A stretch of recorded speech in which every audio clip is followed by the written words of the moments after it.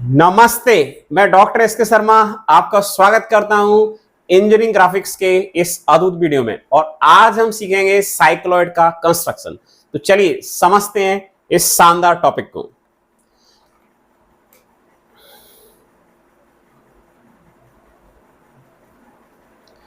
तो what is cycloid जरा समझते हैं। आप देख सकते हैं एक सर्कल है, आपको नजर आ रहा है, हमारे सामने सर्कल है, हमारे हाथ में एक सर्कल है, ये आपको दिख रहा होगा, आप स्क्रीन पे देख सकते हैं।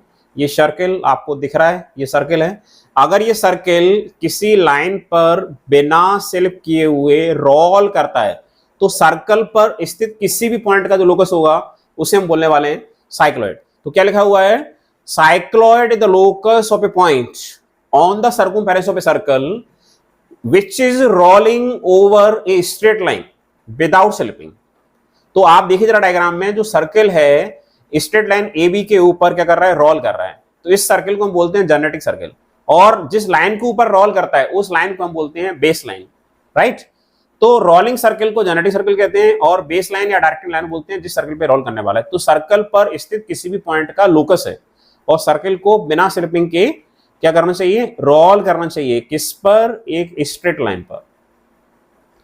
आप देखिए इस डायग्राम में हमने पॉइंट पी लिया और डॉटेड सर्कल आपको नजर आ रहे हैं, वो आपके क्लॉकवाइज रोटेट करते जा रहे हैं। तो उन पे पॉइंट पी का जो नया लोकेशन है वो आपने देखा, वो P1 है, फिर ऐसे बहुत सारे लोकेशन होंगे, फिर P2 है, P3 है। तो इस तरह का कर्व आपका जनरेट हो जाएगा जो आपको स्क्रीन पे दिख रहा है।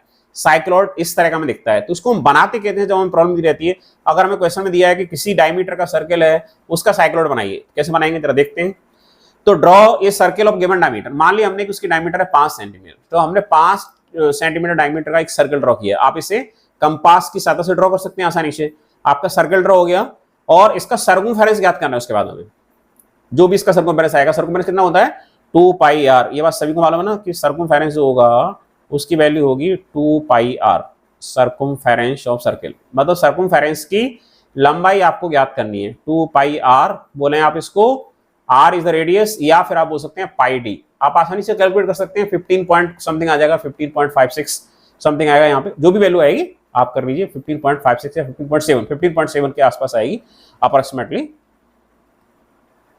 उसके बाद क्या करना है, draw a tangent at any point whose length is equal to circumference of circle. तो सर्कमफेरेंस तो आपने पहले कैलकुलेट कर ली। तो आपको इस सर्कल के किसी भी पॉइंट पर एक टेंजेंट बनाना है। वो जो टेंजेंट है यहाँ पे आपको हॉरिजॉन्टल दिख रहा है, पर जरूरी नहीं कि हॉरिजॉन्टल हो, वर्टिकल हो सकता है, इंक्लाइंड हो सकता है, किसी भी पॉइंट पर हो सकता है। ये ध्यान रखना है, जो टेंजेंट बनाया गया है वो किसी भी पॉइंट पर हो सकता है। आगे गए हम, आगे हमने क्या किया, divide circle into 12 equal part. इस सर्कल को 12 बराबर हिस्सों में बांट दीजिए। सर्कल का टोटल एंगल कितना होता है 360 डिग्री। अगर आपको 12 हिस्सों में बांटना है इसको, तो ये जो प्रत्येक एंगल है वो कितने हो जाएगा 30 डिग्री का। आपने 12 क्यों, क्या कम ज्यादा कर सकते हैं, हाँ कर सकते हैं कम ज्यादा, ऐसा कोई इशू नहीं है। हम इसको 12 या 8 मतलब 4 के जो मल्टीपल है उसमें बांटते हैं, 4, 8, 12, 16। जितने ज्यादा पार्ट्स में बनाएंगे हम उतना हमारा ज्यादा एक्यूरेट डायग्राम आ जाता है सर्कल के केस में। तो 12 पार्ट्स ठीक रहते हैं बनाने के लिए। और नीचे जो आपका बना हुआ है टेंजेंट, इससे भी हम 12 हिस्सों में डिवाइड करने वाले हैं। आ गया divide tangent into 12 equal parts. जितने हिस्सों में सर्कल को डिवाइड करोगे उतने ही हिस्सों में आप टेंजेंट को डिवाइड करोगे। ठीक है, किसी भी लाइन को आप कैसे डिवाइड करते हैं आप जानते होंगे, नहीं जानते तो आपको बताते। मान लीजिए इस लाइन को हमें डिवाइड करना है 12 पार्ट्स में, तो हम क्या करें, इस पे एक इंक्लाइंड लाइन खींच दें, किस एंगल पे, किसी भी एंगल पे। फिर आप कंपास की सहायता से आर्क काट लेंगे, 1 2 3 4 5 6 7 इक्वल आर्क काटेंगे। लास्ट वाले पॉइंट को आप इससे जॉइन कर देंगे। उसके बाद आपको क्या करना है, उसके बाद आपको ये करना है, उसके बाद हम थोड़ा यहाँ पेन का कलर चेंज कर लेते हैं केवल। उसके बाद आपको रोलर स्केल की सहायता से ये जो लाइन आपने बनाई है लास्ट पॉइंट को जॉइन करते हुए, सपोज इस आर्क जहाँ काटा गया उसे C1 बोल दिया, इसे C2 बोल दिया, C3 बोल दिया, C4, C5, C6, C7। C7 को आपने पॉइंट लाइन आपकी AB है, B से जोड़ा। फिर आपको C6 के पैरेलल लाइन खींची रोलर स्केल से। फिर C5 से रोलर स्केल से पैरेलल लाइन खींचनी है, पैरेलल लाइन खींचनी है। C3 से पैरेलल लाइन खींचनी है, रोलर स्केल से पैरेलल लाइन खींचनी है। तो आपका जो लाइन AB है सॉरी, वो डिवाइड हो जाएगा जितने पार्ट्स में डिवाइड करना चाहते हैं। तो ये जो ऊपर आपको आर्क लेने वो कंपास की सहायता से लेने और रोलर स्केल से आपको मिला देने हैं, राइट। तो आपका टेंजेंट 12 इक्वल पार्ट्स में आप इस तरह से डिवाइड कर सकते हैं। अब हमने क्या किया, अब सेंटर से एक लाइन ले गए हम जो टेंजेंट के बराबर है। 0.6 से भी लाइन ले गए और ये पूरी रचना आपके सामने स्पष्ट हो रही है कि क्या क्या इसमें बना दिया गया है। सेंटर से लाइन गई है और जो टॉप मोस्ट पॉइंट है 6, 12 से जो टेंजेंट था 12 पे, उसके जस्ट डायमेट्रिकली अपोजिट जो पॉइंट है 6, वहां से भी एक लाइन गई है और ये इस तरह का आपको नजर आ रहा है और वर्टिकल लाइन 12 पे खींच दी गई है। ऐसा क्यों किया जा रहा है, क्या इसका इस्तेमाल होगा, वो सब आपको धीरे धीरे समझ में आ जाएगा। उसके पश्चात जो आपकी सेंटर लाइन थी, वो सेंटर लाइन कौन सी थी, ये वाली सेंटर लाइन थी। सेंटर लाइन, इस सेंटर लाइन पे, दिस इज सेंटर लाइन, इस सेंटर लाइन पे हमने 1 पॉइंट से ऊपर की ओर, 1 मतलब टेंजेंट के 1 पॉइंट से ऊपर की ओर वर्टिकल लाइन खींची, 2 से वर्टिकल लाइन खींची, 3 से वर्टिकल लाइन खींची।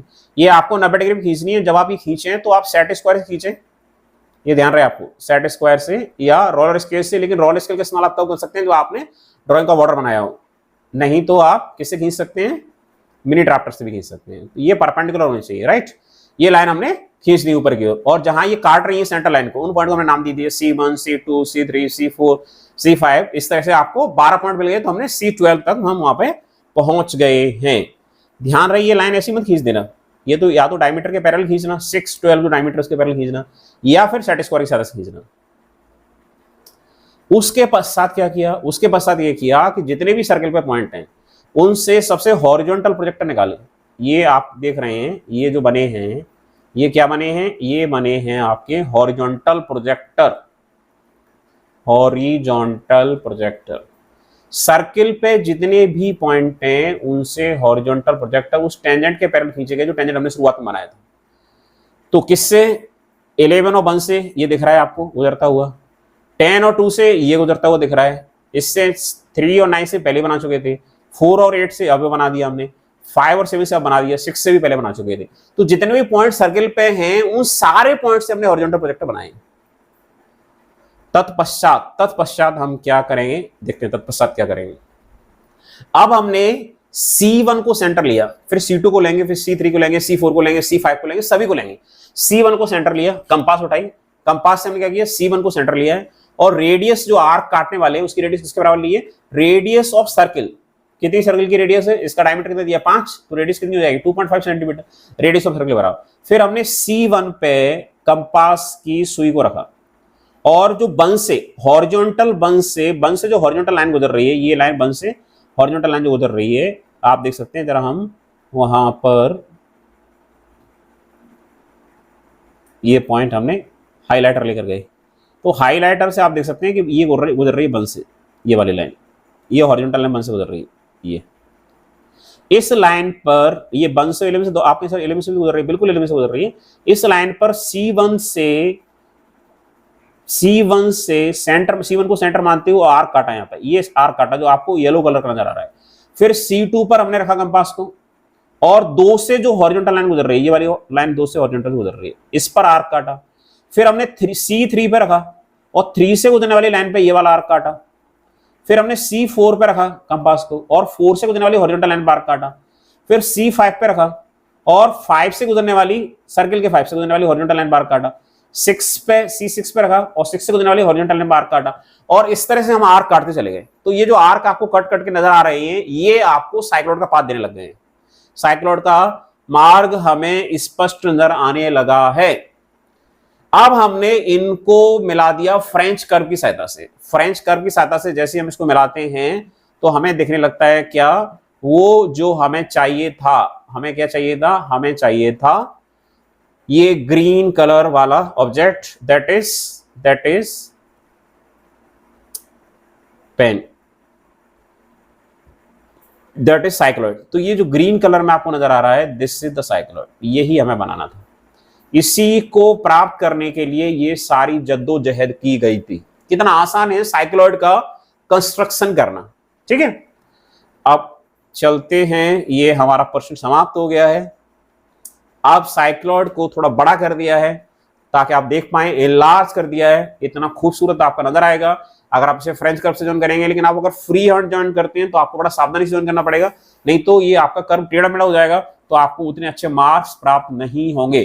क्योंकि ड्राइंग में आपका साफ सुथरा होना और लाइन अच्छे से बनना, कर्व अच्छे से बनना, ये बहुत जरूरी होता है।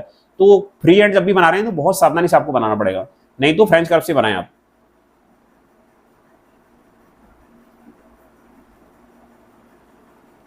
Thank you very much for watching this video. If you have any doubt, please write in the comment section. Jai Hind, Jai Bharat.